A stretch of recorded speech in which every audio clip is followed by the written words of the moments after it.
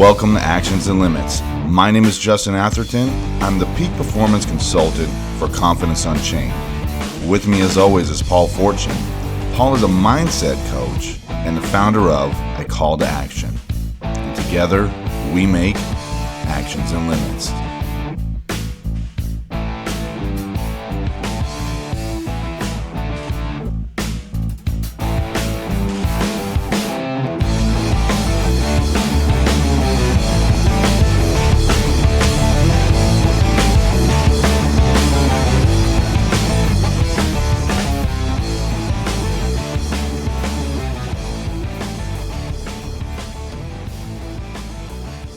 Welcome to the show, the podcast where we talk about the actions we can take and the limits we create. Paul, another week. We're still locked down.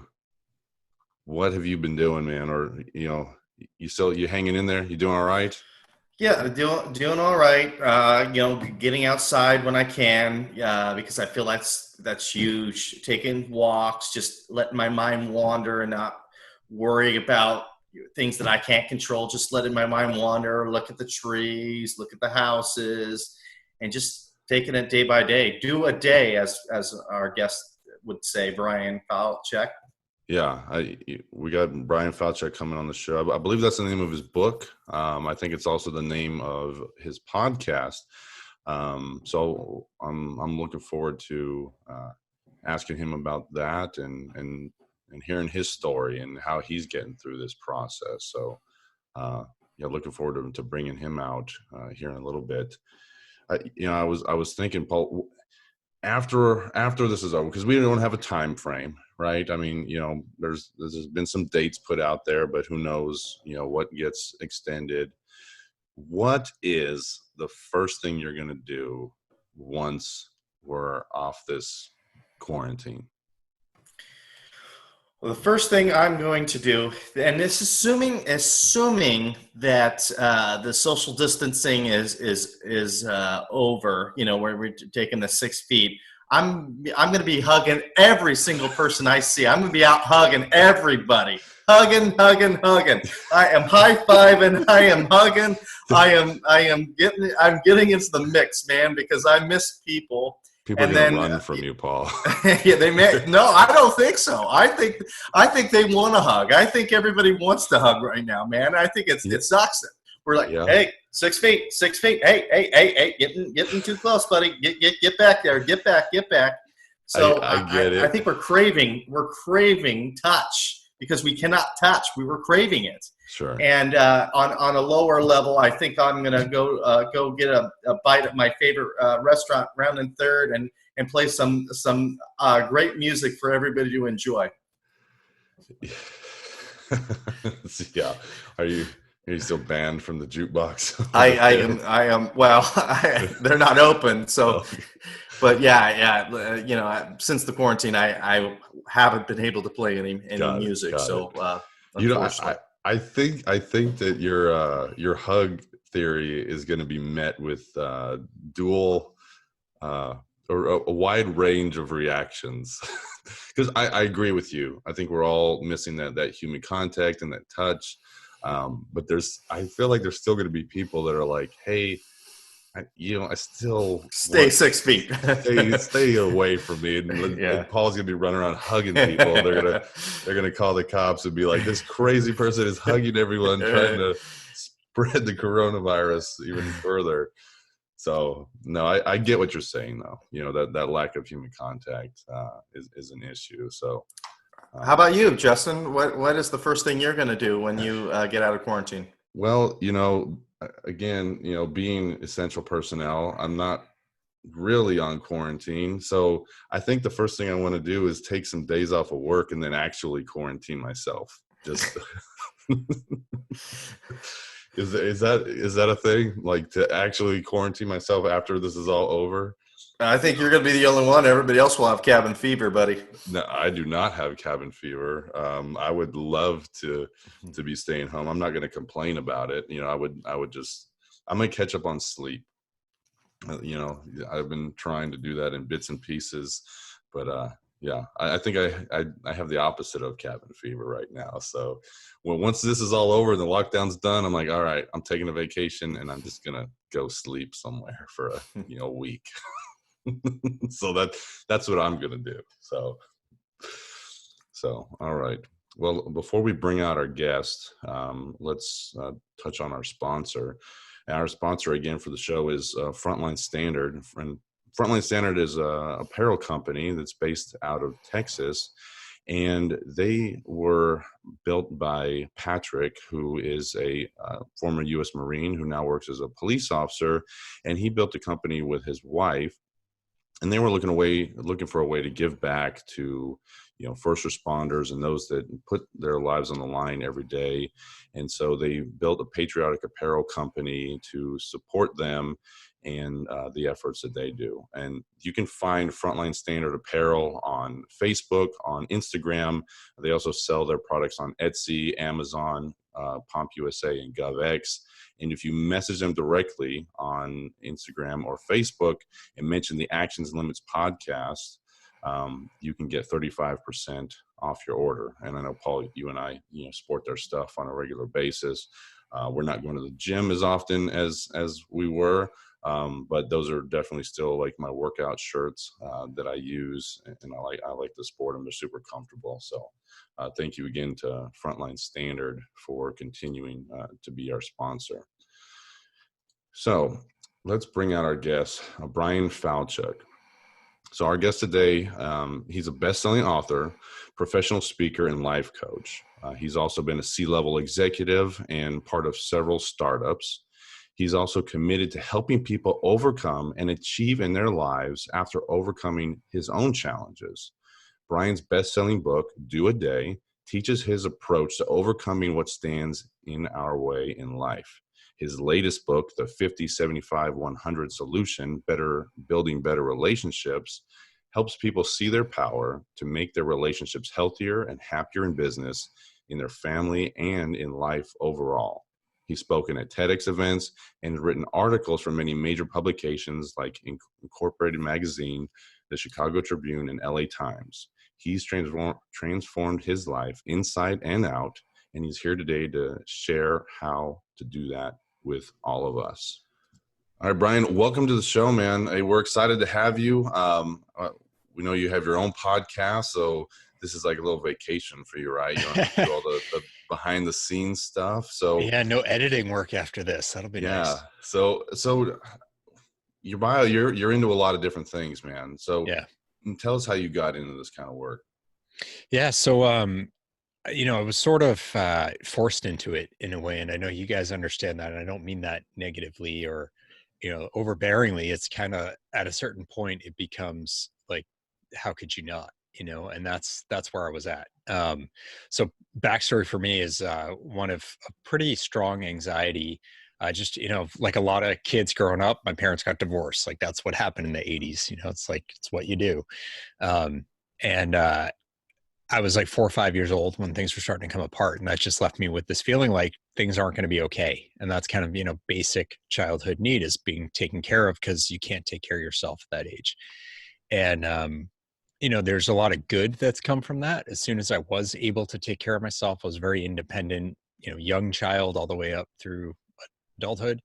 But the downside is, while I was really good at spotting problems and jumping on them, kind of was always seeing problems everywhere and jumping on them. And that's great and not so great to be around or to live with, including for myself, because it just meant I was kind of always on, and always spotting the wrong in things. And it's got to be my way, or, I'd feel really unsettled about it. And it's not great. And that, fast forward, like, one of the ways that had played out through my life was obesity. So I was constantly using food to try to kind of calm that inner discomfort. And it doesn't work. It was one of the few problems I couldn't fix.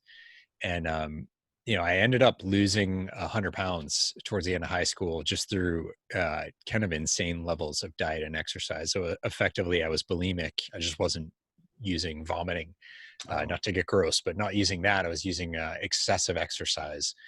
Honestly, like 4 to 7 hours a day of cardio, up super early, up really late. And, Yeah, I mean, literally every day.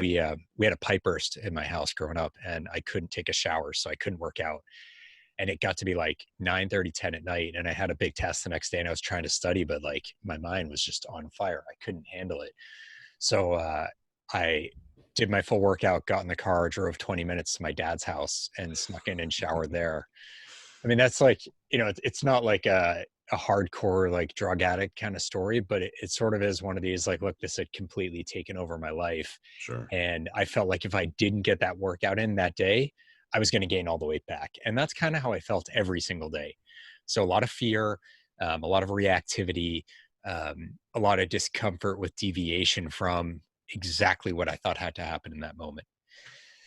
And I also, like a lot of people with anxiety, refused to do anything about it because I was already feeling overloaded with all the problems being thrown at me in life. And then you want me to take a pause from that to go talk to somebody? Like, I don't have time for that. Like, what kind of world do you live in? I don't have the money to do that. So, I had every excuse in the book. And of course, I just felt like that's just going to create more anxiety. So why would I do that? And I got this, like, paying all the bills, like my career's doing well. I got a master's, like my life's going well. I lost all the weight. I don't need to talk to anyone. I'm just really efficient and effective. And, that's not a bad thing. Right. Well, joke's on me, right? So I lost 100 pounds, put half of it back on. At this point, I'm married, my early 30s. We got a little kid. And when he was 2, my wife got extremely sick. She has a chronic illness that reared its head then. And it got to a point that summer where I got a call from her doctor that was basically like, that's it. There's nothing else we can do. He actually said, I'm going on vacation, take care, and hung up. So there was something to do. It was just for him to go have fun and do nothing for us. At that point, she was bedridden, wasting away, and my son had like front row seat to this whole thing. And, you can imagine for a guy who always thinks the sky is falling, it's kind of what's going on here. And while I may have been wrong in every single previous sky is falling moment, like this is it, I'll never make it through, or I can't pass this test and I won't graduate college or whatever. Like I was wrong all the time. I never realized that or, gave myself credit for making it through. But here it's like, look, she's not doing well. This isn't okay. Like she's not keeping food down. She can't walk anymore. Like this isn't just me being hyped up about it. Like this is a serious issue. And now the doctors are confirming like there's nothing to do. So when he said he'd be back in 6 weeks, I was like, do the math. She's losing 2 pounds a day. She barely weighs 100 pounds. She won't be here in 6 weeks. And that's when he was like, yeah, take her to the ER. And he hung up. Wow. So in the back of that call, that's how I got into everything.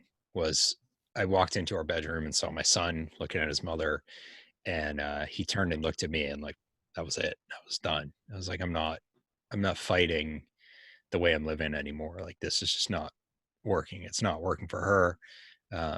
It's not working for him. Like if I'm the only parent he's going to have left, this is certainly not the kind of parent he deserves to have, because he's not going to feel like everything's going to be okay. Like he's not going to be any better off than I was. And what does that mean for his future? Sure. Paul, I know when I had you on my show, like we talked a lot about your parents' role in encouraging you and standing by you in the sports side, and like giving you or helping you to build your own sense of capability that has served you so well in life. And I'd be probably giving him the opposite. It's like everything's always terrible. Step aside. I have to do it. That's miserable. Sure. So in all honesty, man, that broke me in that moment. And that was June 30th, 2011. And I woke up the next morning and everything still felt exactly the same inside. Like I had this feeling of importance and purpose inside of me that I've never felt before. And I was like, look, this is the lifeline that I haven't actually been asking for outwardly, but I'm sure I have inwardly. And if I'm ever going to make it through and right the ship, whether she lives or not, this is the one chance I get, and like for that little kid's sake, and he means everything to me, why wouldn't I? It took me a long time to come to grips with this, like 6 more years before I realized for my own sake, I should want to do this, but certainly for the two of them, like she needs more from me and so does he. And that's enough. And I put that purpose to some serious focus and No more trying not to be obese every day, and failing at that time. So I was up closing in on, the 50-pound mark for halfway back to where I was at. And I'm sure, that was 9 years ago. So I'd probably be over 300 by today pretty easily, more. So I was like, this isn't going to happen anymore. I'm just going to be a healthy person. And that's that. And I'm going to go talk to someone about this anxiety. And like, I was like, oh, all these appointments, how am I going to make on that work? It's like, I just need to go once, Sure. like when I lost 100 pounds, I didn't lose it that day. I lost it every day by doing the right things in each given moments. It's like, you just have to make one appointment work, and you can figure out the next one when there is a next one, but it's not happening right now. So why are you letting all these things that aren't happening start to dictate your decision in the moments that are happening? And that was the realization that became Do a Day for me, which is the philosophy I use to live my life. And that's what I share with other people through my coaching and speaking and my book, my podcast. And yeah, it's wild. Like I said, it's 9 years later. I hit my goal weight several months early, and I basically haven't wavered since then. Like I've been the same weight for about a decade now. I don't think of myself as fat, trying not to be, or, like secretly, if I just eat that one thing, poof, I'm just a healthy person. My wife is still alive. Her illness is, it's something we face every day. And especially like right now, early days of this COVID-19 thing, when they're like, oh, it's only people with chronic illness and old people. Don't worry. It's like, okay, well, 40% of the country has a chronic illness. Sure. And probably about that percentage again has, is in that category of age that you're blowing off. So that's everybody. Whether it's you specifically, it's your parents, it's your grandparents, it's your, we got multi-generational families in our community. It's everybody. And turns out it's not just those people. It is literally everybody. But, for us, like we had a very early bit of anxiety and reckoning with this, because it's a very real thing. It's not, and I had the swine flu in 2009, which predated my wife getting sick, but I can only imagine what it would have been like if she was already sick, because her immune system's shot.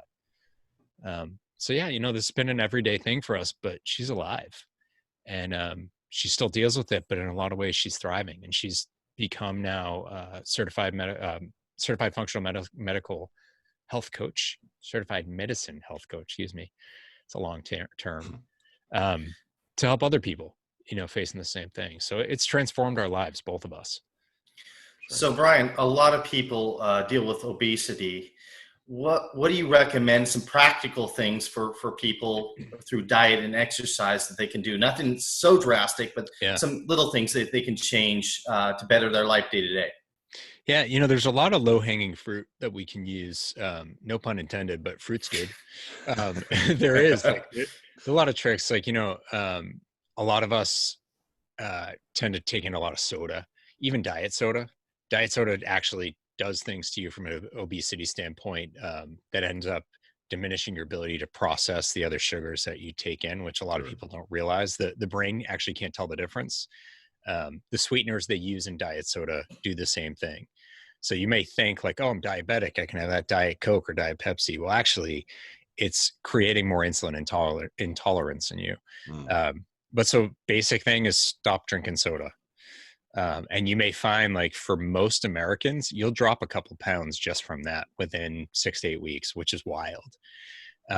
For me, ultimately, I became a vegan, but I didn't go vegan until 2015. So that's not how I lost weight. That is one of the ways that I keep it off. And like, I've been pretty tired lately. So like, I didn't work out yesterday or today, and like, you guys are looking at me. I don't weigh 250 pounds right now, despite that. I don't really have to think about my weight at all since going vegan. And that is more extreme for a lot of people. But Paul, what I would actually say is it's not about any of the things you do or don't do, or whether they're extreme or not. It's more the mindset. And this is actually how I lost weight, and why it has not come back on is it's this idea of do a day. And that notion of losing weight is daunting for all of us. I don't care how many pounds it is. Like, there's people with 200 pounds to lose, and there's people with 5 pounds to lose who feel the exact same way about it. Whether they should or shouldn't doesn't matter. It's all impossible to a lot of folks, or it's like, well, I can't give this up, or how am I going to? Well, here's the thing. You're not doing all that right now. You're not, I will never have bacon again in my life, potentially. I'm not never having bacon again in my life right now. I'm not saying no to dessert for the entirety of my life. I'm not Sure. not having soda forever. And that's the way a lot of us think about it. And that's why you get comments like, if I can't eat chocolate cake, I'd rather die. Like, seriously? But people say that because they imagine like, oh, I could never. Well, you're not. Like, I don't care what you're giving up or not giving up. You're not giving up anything in its entirety for the rest of your life right now. Yeah. So when you think in that way, it's about mindfulness. Like, bring it back to this moment. What's the choice you can make right now? And what you find is freeing.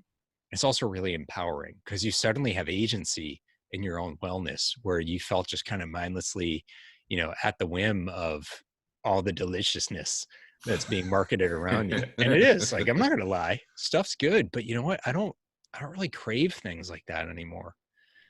Yeah, it's definitely a big shift when you start, doing that. And I like the idea of the do a day. It's like one day at a time, right? You're not giving up things for your whole life, Yeah. or even like a month or a year. It's like, hey, let's work on today. Let's eat good today. And then the next day you'll worry about it then, and then we'll eat good that day and just go forward. So yeah. And I think that applies to so many different things besides weight loss. It literally applies to everything. And that's exactly. Yeah. I've struggled to find things it doesn't apply to. And there's things I have no idea because I've not faced that, but I hear from people who've read the book or, listen to the show or whatever. And they're like, listen, I'm doing this. And I'm like, oh, I have not battled cancer. And so early on, I was like, I don't know whether, you're going through chemo, would this help you or not? And I hear from people who are, or I hear through people who are struggling with addiction, or past addiction and using it to sustain going forward. And it's like, look, I haven't lived through that particular thing, but I still have yet to hear from someone who, like, my wife didn't die. Good friend of mine did lose his wife. And he came to me a while later. He's like, your idea is one of the ways that I've gotten through. So I'm like, okay. So it's not just if you get close to and don't, it's, it can be for anything. It's your choice, really. Sure. Whether it applies or not. And I really like that mindset, just because that's what it is, right? Just create that mindset and take it one day at a time. So it can be powerful.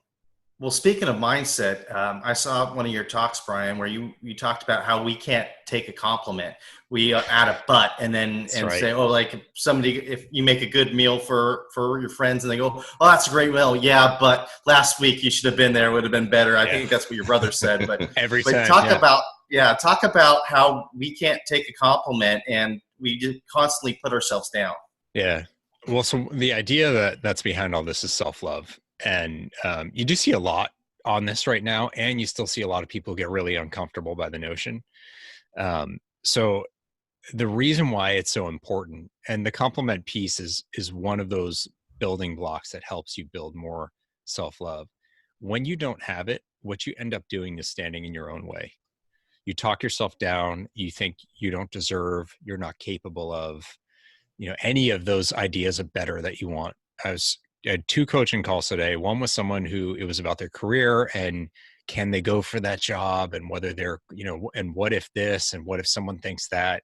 And the other person who is trying to do more public speaking, and she's an amazing story and she's great one-on-one. But as soon as there's others around, she starts putting her doubts into their heads, and it's almost like puppets, like a ventriloquist. She's talking through their mouth with her ideas and being like, oh, they're thinking this. And she excuses herself and apologizes.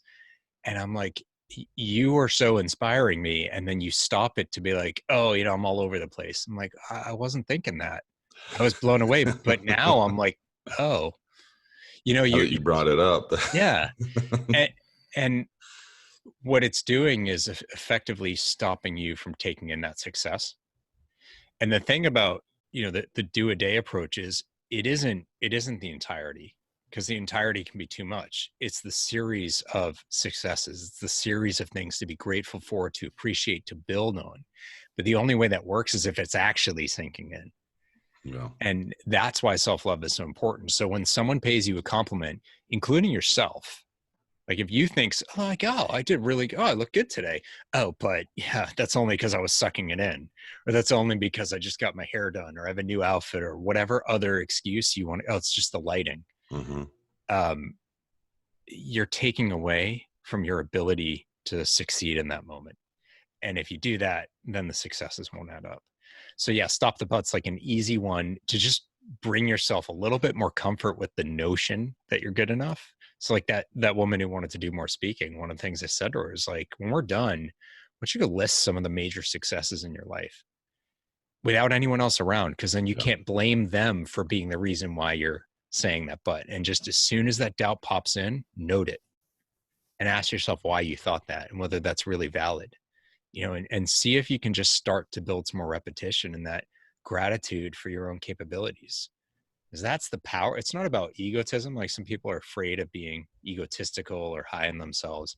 It's not about that. You get a long way to go from putting yourself down before ego becomes a problem. But you unlock so much capability and possibility if you just allow for yourself to deserve it. Right. Yeah, I love that. I recently had a similar conversation with one of my clients, and I told them literally write down everything that you've done like successful in your life. Like just write it out. So and keep it in your pocket. Yeah. So it's like when you get in those moments to where you're like, oh, yeah, but and I can't do this, but it's like, no, like pull that out and look at all the dang things that you've accomplished and go, Yeah. damn, I've done some good stuff in my life. Yeah. you know Yeah. so it's very powerful, but I think that's a very common thing that we do to ourselves. It's like, it's fashionable. It's like, Yeah. people at work start getting, I know, Paul, you probably saw this in the talk, like people get in battles over who's got it worse. It's like who slept less, whose kid's sicker, who's got less, like, and we just, oh, really? That's you got 5 hours? Oh, I wish I only had 3 less. 3? Well, last night I didn't sleep at all. It's just like, okay, who wins now? Like, Yeah. my joke is like the one who's dead at the end of the conversation. That's the winner because it's all you got left. Yeah. And it like shuts you down. Like for me, like when I hear someone start doing that, when I'm like, yeah, this is what's going on with me. They're like, yeah, this is what's going on with me. It's like, well, you totally shut down the Yeah. conversation that we could have had. Because if you want to lift somebody up, you don't do it by bringing yourself down lower than them. It's a weird psychology that people try to use. Yeah. And then, I mean, I had a job where I was going on stage on behalf of the company a lot. And the CEO, who's an amazing speaker, was like, you're so great on stage. When I saw you the first time, it really inspired me. I'm terrible at it. Thank God it's not me up there. And I'm like, so I'm only good because you're bad? Right. Yeah. Is that what you're saying? So it's like, it's not necessary. And when we do this, when we don't stop the but, what we're doing is invalidating someone else's feelings. So like if someone's telling us how hard they have it and our response is to tell us we have it worse, we're just invalidating them, saying like, I'm struggling. It's a cry for support, for help, whether they realize it or not. So like, why not whether you've had it harder or not, just feel like, wow, I hear you. That's gonna be really tough. Yeah. And like, yeah, I've been there. I can imagine what you're going through. You want to talk about it? That's a friend. A friend isn't like, oh, come on, you're still getting more sleep than I get. Well, that's the thing. It's about listening. A lot of people don't listen. Exactly. If you listen, you care. And that's the thing that we forget sometimes. We're just trying to outdo each other. And rather than, like you said, somebody's crying for help, take a second to validate their feelings, and hopefully you can lift them up after they're done talking. Yeah, definitely, Paul.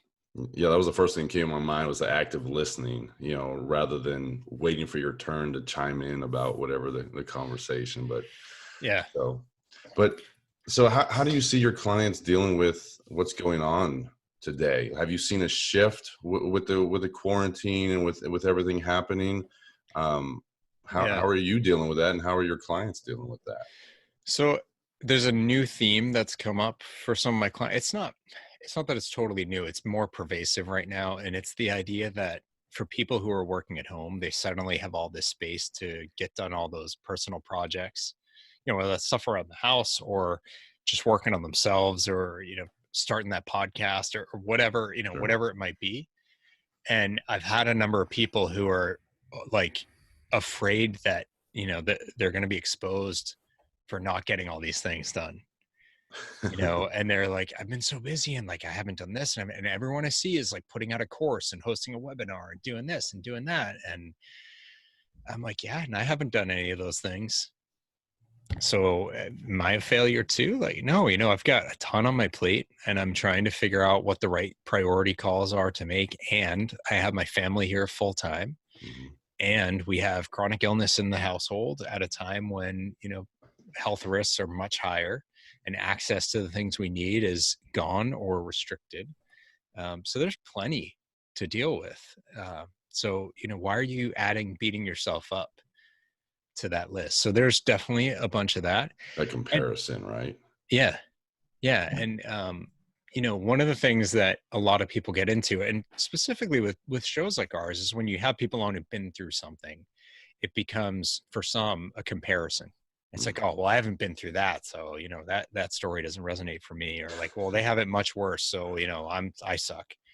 It's not about who has it worse, like we were saying before, and it's not about who has it easier. Your life is only yours. And so these comparisons are pointless. So whether someone else has achieved more or less, like, you don't know what the grass looks like where they're at. You don't know what work they've had to put into it. You don't know whether someone else has done that work for them or if it's actually turf and they just have to vacuum it instead of mowing it. That's my goal one day, is have one of those backpack vacuums and vacuum it on. But yeah, it's a lot of presumptions. And of course, we all put up one, or many people put up one version of themselves publicly. That's not necessarily what it looks like behind the scenes. So the comparisons aren't serving you at all. And that's where people start saying like, oh, I'm crazy because it's like, or I'm not normal. It's like, it's not relevant. So a lot of the work is around, again, the self-love and just bringing it back to this moment. It's not about the 80 things you haven't done. What have you done? What is that building up to? And it's the same for me. So I have a lot on my plate, a lot of projects. I was saying to someone earlier, like, luckily, I've got a lot of free time because all the talks that I was scheduled to give vanished. And we had a laugh. We're like, yeah, so all the income that I thought I would have right now, that's gone. But I also don't have the travel. Putting my son to bed the other night, we all kind of get together and we talk about what we're thankful for the night. And for years, like the last 4 years, definitely. And even before he was born, I was a consultant who traveled, 4 days a week. I spent 3 years working in Atlanta and we live in Boston, commuting there every week. And then I just spent the last year working at a tech startup in sales. So I have had this, like, where's my next flight feeling 24/7. And it's not the end of the world. It's not a terrible thing, but it's a discomfort and an anxiety or pressure that has been present in my life for, going back since 2006. Yeah. And really heavily the last 4 years, because it was at least 2 different planes a week, if not more. It's kind of subconscious, but it's there, and it takes away from your ability to focus and just appreciate what you have, because there's the fear that you got to get your stuff together and head out. Sure. And I didn't have that. And sure, it's because I don't have any of these talks to go to, and I love connecting. Like, I really love doing these talks. Just put the money aside. It's just, there's nothing like delivering a message that resonates with people, connecting with them afterward. I love, like, when people are lined up and crying, that might make others feel weird. I love it because it's like, I really got through to them, and now we're going to get even deeper. Like, there's nothing more rewarding. That impact, right? Oh, it's amazing. It's amazing.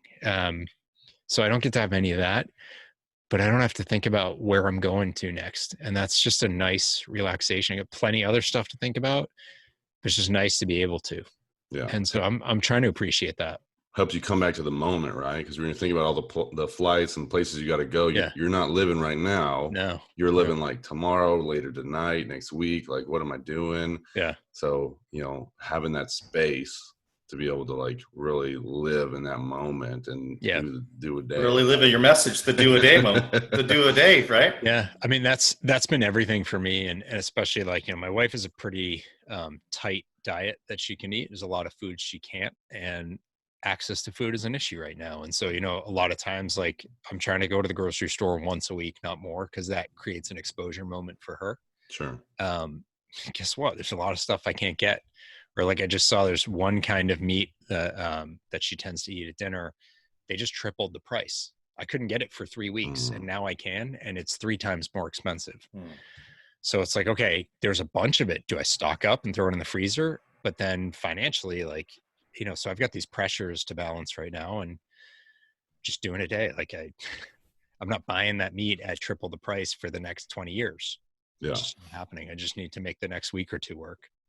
And I really think your message is important, especially like right now.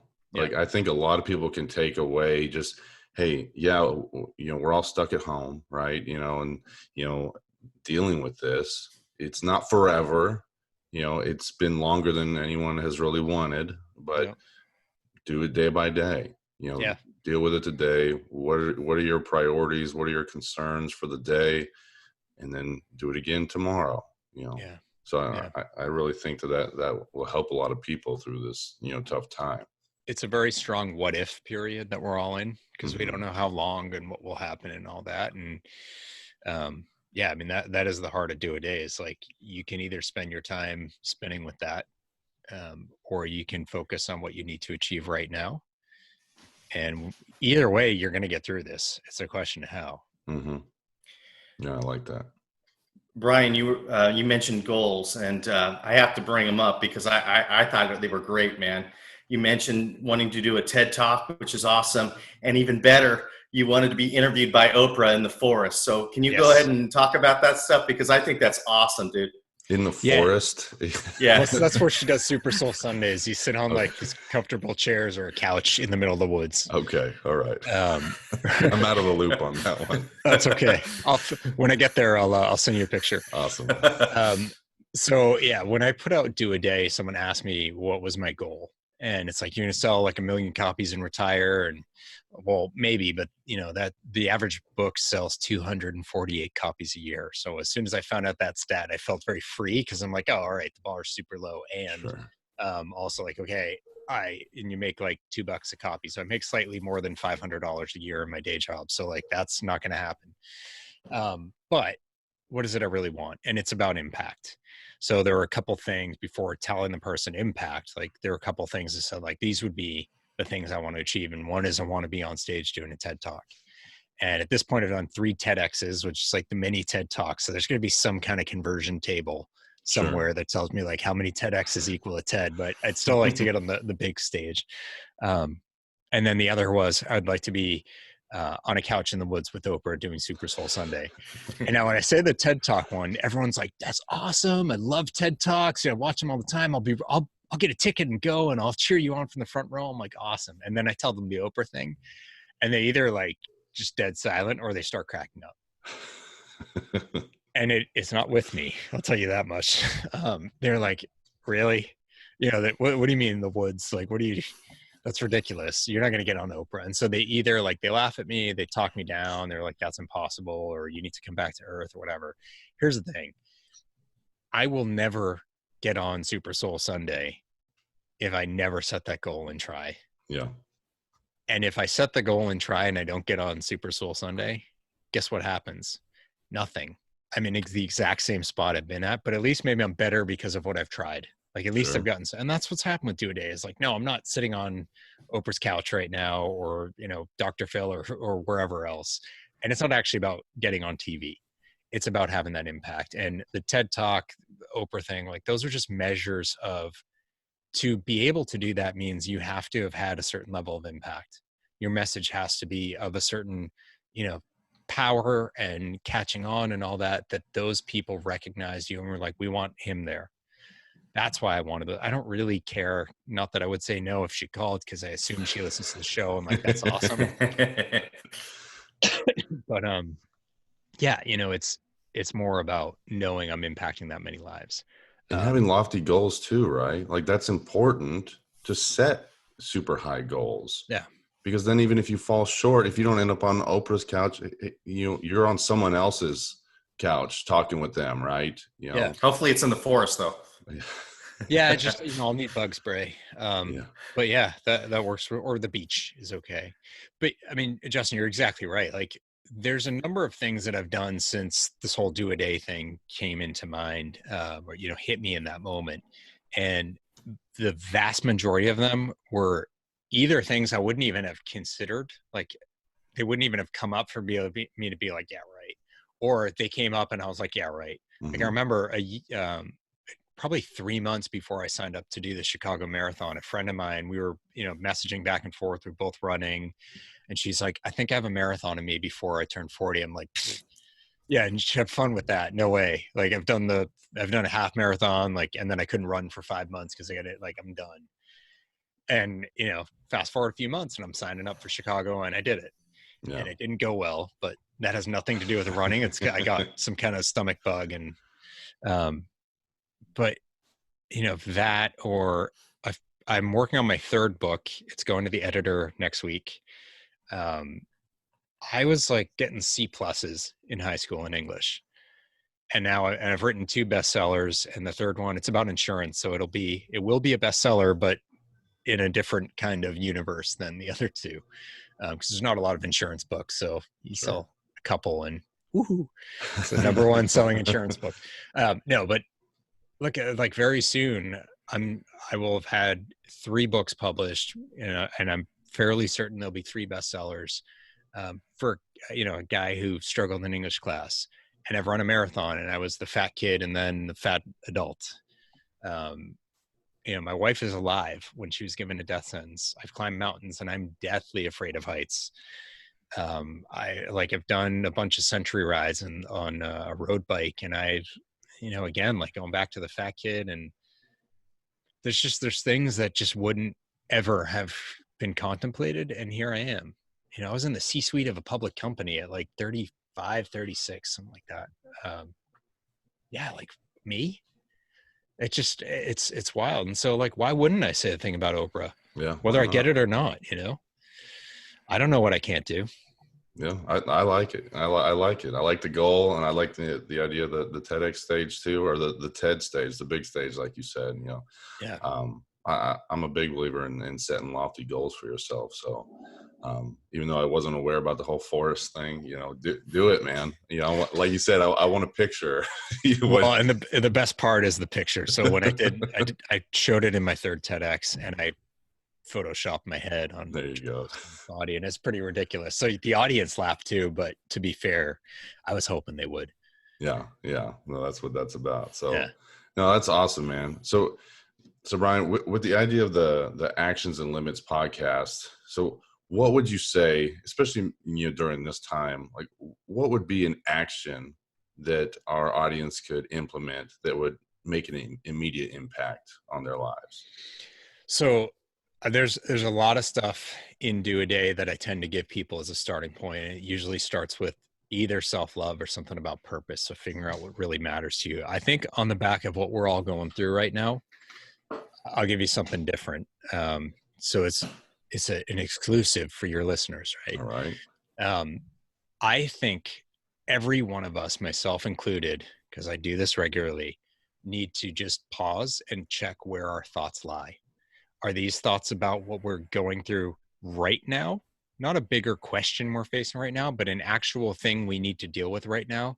Or are they thoughts about something for tomorrow, wherever tomorrow may sit? Or maybe it's something from the past. So is it a yesterday or a tomorrow? And if that's the answer, you need to recognize it, maybe write it down, take its power away and set it aside. Because right now you have real things you need to do that may mean that thing you're fretting about down the road doesn't even come to pass, because you did better right now. And, I don't need to worry about my health and wellness around obesity. I don't need to worry about diabetes or whatever. Whereas I probably would have before, but because I've made better choices right now, that eventuality is now a very low potentiality. And effectively, I don't know what will happen, but there's a very good chance I will never have to face those things that I was pretty destined to face before. So you make a better choice in this moment.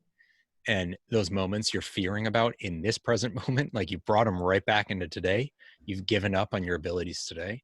So that's your limitation, actually, is the action you can take right now to separate out what isn't really happening. Focus on what's happening and not what isn't. Yeah. So you kind of did both in the same, like take that action and remove that limit of 2 for 1. Yeah, there you go. 2 for 1. Get it done, man. It's all about efficiency. There you go. So I see it all on your back wall there, but give our audience the best ways to look you up, find your content and see what you're about. Yeah. So the easiest thing to do, the hardest part about it is just spelling my name, but my name is my website. So bryanfalchuk.com. You can get everything there. I link to, all of it, including the podcast, which Paul's episode is still in the works. It's coming out. We recorded I'm hoping soon. I'm ready for it. I'm excited. Well, now I got some pressure because it's like, if you all come out before I do, that's not, what does that say? Because we recorded probably 4 to 6 weeks ago. Something. Yeah. Early February. Yeah. I have no sense of time anymore. Yeah. So bryanfalchuk.com and obviously pretty active on social media, and it's just my name, but you can get to all that through bryanfalchuk.com, and you can find my books anywhere. So they're for sale at, every books, Amazon, Barnes and Noble, whatever, and every format. So ebook, print, and Audible. Awesome, man. And we'll make sure to put all your info down in the show notes so everyone can get a hold of you and check you out. And Bryan, you got a really good message, man. Thank you, guys. I like it. The whole, take the day at a time and just focus on what you're doing right now. And I think our listeners can really, resonate with that, especially right now during this whole pandemic thing. Yeah, for sure. I think it's really important. So Bryan, thank you so much for coming on the show and sharing your story and sharing, these ideas that do a day, that take one day at a time, that can be really powerful. So again, thank you for coming on the show, Bryan. Yeah. Thanks for having me on, guys.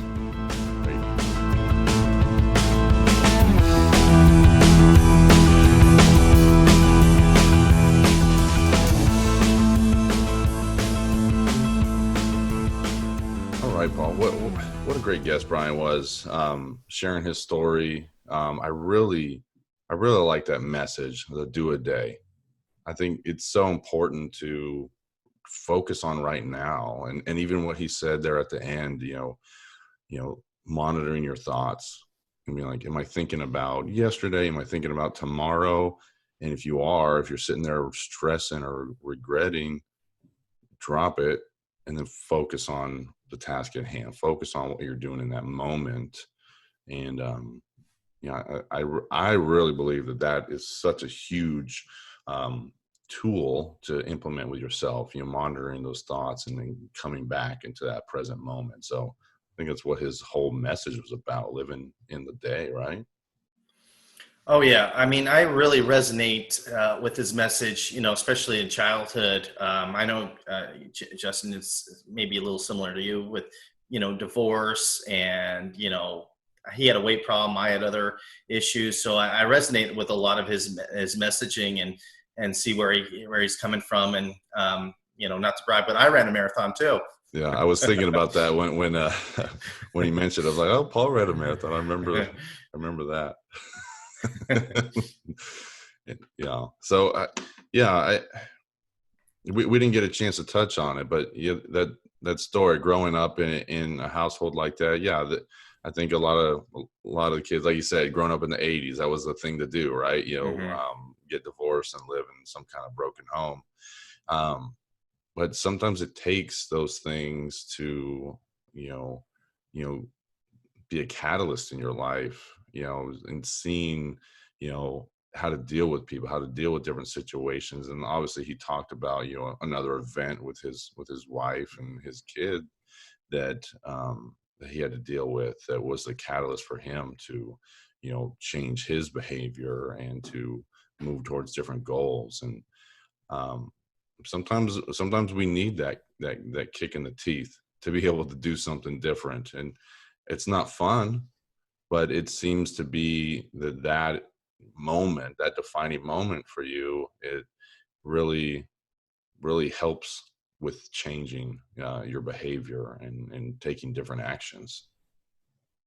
So, no question about it. I mean, there's some things that we go through in a life that, you can go one way or the other. And unfortunately for Bryan, he took the high road. A lot of people, when they hit that bump in the road, they don't do that. And it's tough not to. Yeah. But that could really make or break your life.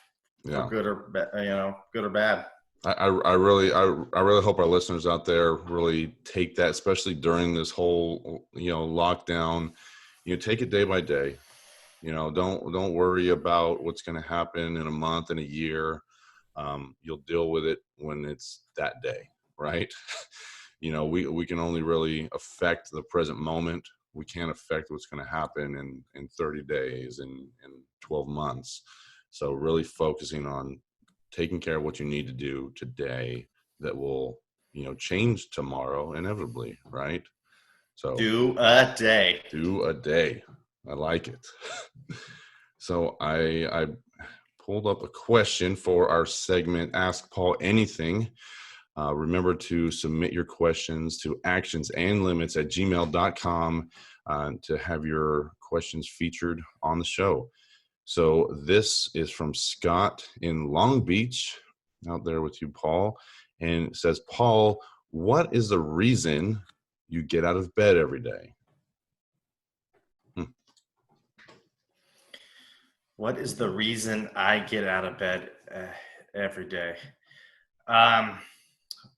Well, I want to get out of bed because I have a purpose. I want to do something positive, not to be selfish, but I want to do something positive for myself, whether it's, talk with a client, help a client out, or do a video that may, go on social media that might help other people, because I feel good. I know we talked about this, every selfless act, there's selfishness. So I like to do acts that make other people feel good, in turn make me feel good. So what gets me out of bed is trying to, do something positive, do something productive during the day. I know that, when I do sleep in, I don't feel good. I felt like, oh man, I'm lazy. So I like to, have a set schedule, get up, make my bed, do my, workout routine. It's kind of limited right now. So finding a purpose each day and finding something to be grateful for is why I get out of bed each day. I like it. And has it changed being on the whole quarantine thing? I am to be absolutely honest with everybody, and you, Justin, I am getting up a little bit later due to the fact that I'm kind of stuck a little bit more. I hate to say the word stuck, but my routine is a little bit limited, so I am getting up a little bit later, not like way late, because I still want to get up and start my day, but it is a little bit later because right now I used to drive to the gym, which is not far away, but I would drive to the gym, and I don't have, I'm not doing that right now. So I'm kind of changing things up a little bit, but I'm still trying to go to bed around the same time. That way that I can still get up, fairly early in the morning and start my day. Do the day just a little bit later. Yeah. Still season that though. No, I like that. Getting out of bed and finding that purpose, making some connections with people and making a difference in someone else's life. And in turn, like you said, you're receiving that benefit too. So no, I like that, Paul. So great show. Bryan was a great guest, sharing his story with us and some different insights that I think all of our listeners can really take away during this time and use that. So, thank you to Bryan Falchuk for being our guest today. Great show, Paul. For sure. For Justin Atherton, this is Paul Fortune. We'll see you next week. All right. See you next Monday.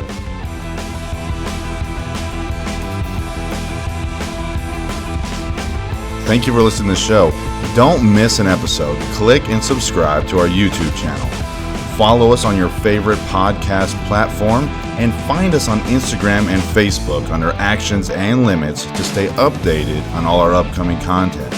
Continue to email the show at actionsandlimits@gmail.com for our segment Ask Paul Anything. Thank you for listening. We'll see you next week.